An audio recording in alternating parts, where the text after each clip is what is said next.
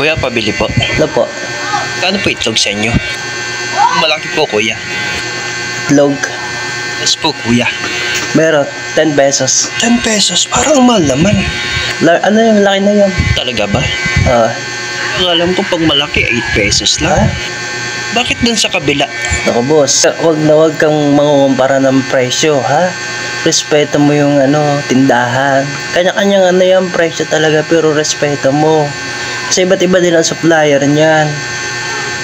So kung anong presyo nila, yun talaga ang presyo. So wag yung ba't dito, ba't doon, ba't ganyan. Walang ganon.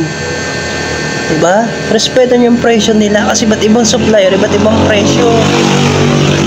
Kahit same items ba yan, huwag tayong ganun boss. Nag-itlog. Apat po, pasensya na boss.